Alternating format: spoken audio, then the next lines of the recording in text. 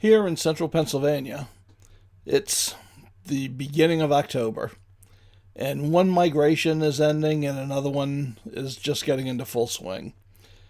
We haven't seen a hummingbird around here for days now, and they have mostly migrated beyond us, heading for their winter homes.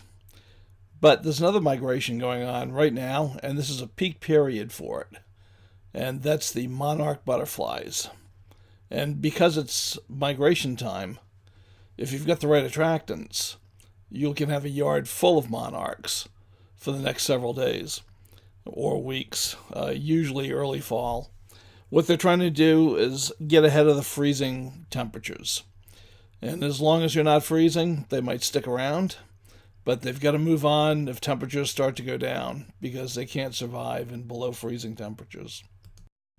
Butterflies are pretty spectacular flyers. They're actually able to soar and glide, riding thermals and air currents the same way hawks and vultures do, and it allows them to cover quite a bit of ground during the migration period. In fact, the normal flying speed for a monarch butterfly is about 6 miles an hour. But during the migration, individual butterflies can cover between 25 and 100 miles a day. And there have been some butterflies that have been tracked at well over 200 miles traveled in a single day. And that's pretty phenomenal. Butterfly bushes, which are powerful attractants for all butterflies, are pretty much done flowering now. And they're really not going to be bringing in the butterflies for you. If you want to see monarchs during the migration, your best bet is to plant a flower called Tohonia, which is commonly known as the Mexican sunflower, even though it's not a sunflower at all, but it is a powerful attractant for monarch butterflies. And if you put it in your yard, you will have a constant stream of butterflies. We often have well over a dozen at a time on our bushes during the migration. And it'll give you a great opportunity to look at these guys up close.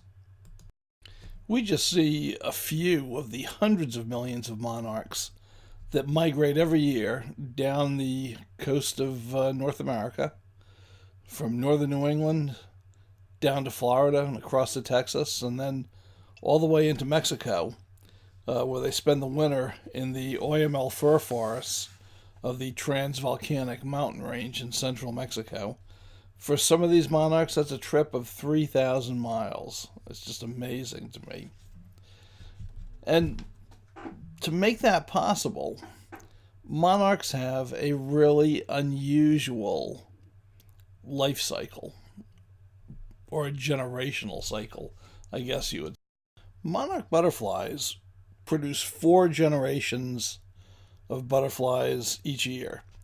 The first 3 generations typically live for 2 to 5 weeks during the breeding season, but generation 4 is the migration generation.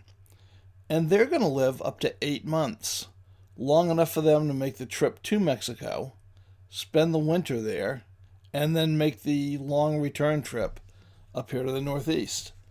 So it's just amazing. So if you draw the number 4 card, you're going to live 8 months. If you're one of the other 3 generations, you're only going to live a few weeks. And that's a pretty amazing difference to me. Well, we know it can't last forever. In a couple of weeks, the colder temperatures will have driven all the monarchs away. So we'll enjoy the show while we can, because we know it won't be long before they're flying off into the sunset, and we won't see them again until next summer.